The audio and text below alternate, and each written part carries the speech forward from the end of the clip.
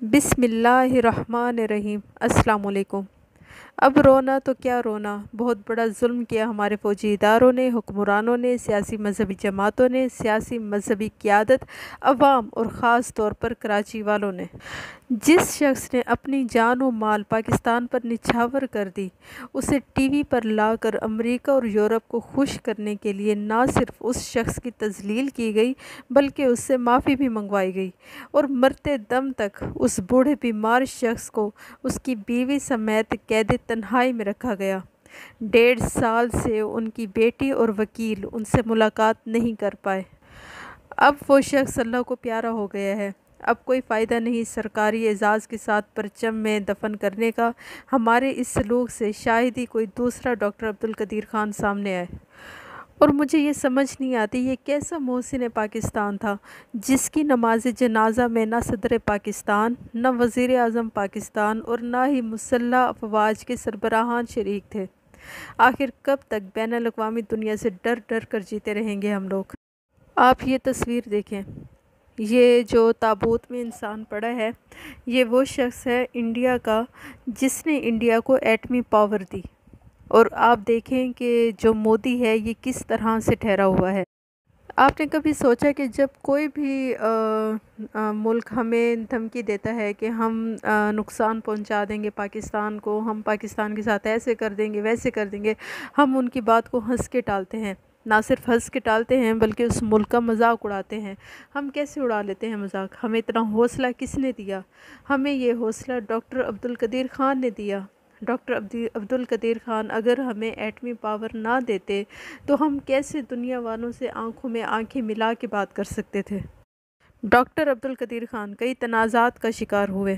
پہلے ان پر ہالینڈ سے ایٹمی معلومات چوری کرنے کا الزام عائد کیا گیا جس سے وہ باعزت بری ہوئے، تو 2004 میں سابق صدر پرویز مشرف کے دور میں ایک دفعہ پھر حساس معلومات دوسرے ممالک کو فراہم کرنے کی چارج شیٹ لگا دی گئی جس پر انہیں اپنے ہی گھر میں نظر بند کر دیا گیا۔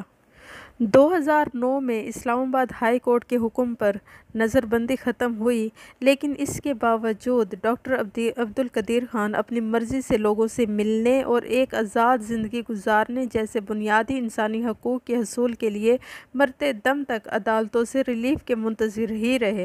اس غیر اعلانیہ نظر بندی کے خلاف ڈاکٹر خان نے مختلف اعلیٰ عدالتوں میں درخواستیں دائر کیں لیکن کوئی فائدہ نہ ہوا۔ جس جگہ ڈاکٹر عبدالقدیر خان رہتے تھے وہاں سیکیورٹی کے نام پر قید تنہائی میں رہتے تھے وہ۔ اس علاقے میں بہت کم لوگوں کو گزرنے کی اجازت دی جاتی تھی۔ اگر کوئی شخص وہاں سے 2 بار گزر جاتا اس علاقے سے جہاں پر ڈاکٹر عبدالقدیر خان رہتے تھے تو وہاں پر موجود سیکیورٹی کے اہلکار اس شخص کو پکڑ لیتے تھے اور اس سے تفتیش شروع کر دیتے تھے کہ وہ کس مقصد کے لیے ادھر آیا ہے۔ آپ جانتے ہیں کہ جب کوئی شخص بوڑھا ہو جاتا ہے تو اسے بڑھاپے میں زیادہ رشتہ داروں اور دوستوں کی ضرورت ہوتی ہے، لیکن وہ بوڑھے تھے اور بیمار تھے لیکن ان کو ان کے رشتہ داروں اور دوستوں سے ملنے کی اجازت نہیں تھی۔ ڈاکٹر خان اپنی زندگی کے آخری ایام میں کافی رنجیدہ نظر آتے تھے، جس کا اظہار انہوں نے ایک خط میں بھی کیا جو انہوں نے 4 اکتوبر کو سندھ کے وزیر اعلیٰ سید مراد علی شاہ کو لکھا۔ ہوتا کچھ ایسے کہ زندگی کے آخری ایام میں جب وہ بہت زیادہ بیمار تھے تو سید مراد علی شاہ نے انہیں گلدستہ بھیجا تھا اور ساتھ میں ان کی صحت بھی دریافت کی تھی، جس کے جواب میں ڈاکٹر عبدالقدیر خان نے انہیں جوابی خط لکھا جس میں انہوں نے مراد علی شاہ کا شکریہ ادا کیا اور بتایا کہ وہ اب کافی بہتر ہیں۔ اس خط میں ڈاکٹر خان نے یہ بھی لکھا کہ میرے شہر کے وزیر اعلیٰ نے مجھے اس مشکل حالات میں یاد رکھا جب وزیر اعظم، پنجاب، بلوچستان اور خیبر پختونخوا کے وزیر اعلیٰ میری وفات کی گڈ نیوز سننے کے منتظر ہیں۔ میں آپ کو یہاں پر ایک بات بتاتے چلوں کہ ڈاکٹر عبدالقدیر خان پاکستان میں ٹرکوں کا کارخانہ بنانا چاہتے تھے جس کے لیے سرمایہ کار بھی تیار کر لیا تھا انہوں نے۔ سینئر صحافی مجیب الرحمان شامی کا کہنا ہے کہ پاکستان کے ارباب اختیار نے ڈاکٹر عبدالقدیر خان مرحوم سے ان کی صلاحیتوں کے مطابق کام نہیں لیا۔ اگر ان سے کام لیا جاتا تو پاکستان بہت سی ایجادات کر سکتا تھا۔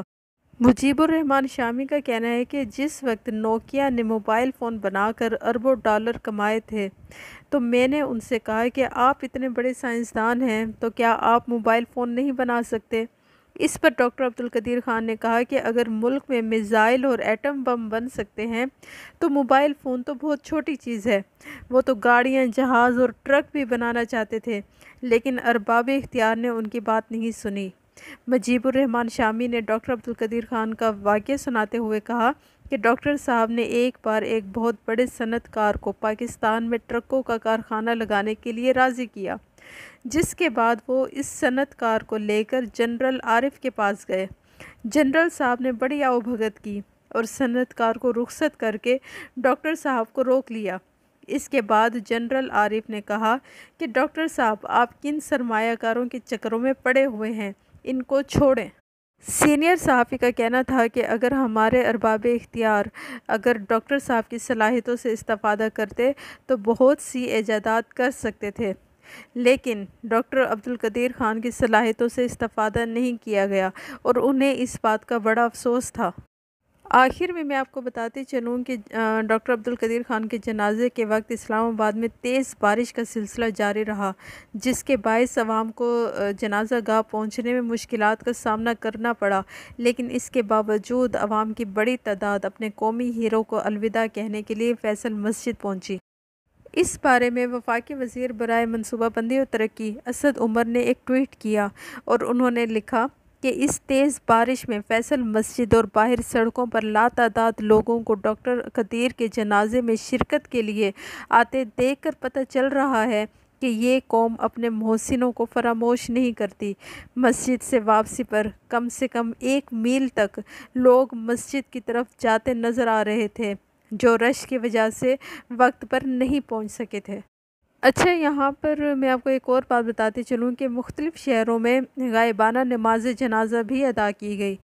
इसके अलावा बहावलपुर में अमीर जमात इस्लामी सिराजुल हक की इमामत में मोहसिन पाकिस्तान डॉक्टर अब्दुल कदीर ख़ान की गायबाना नमाज जनाजा भी अदा की गई।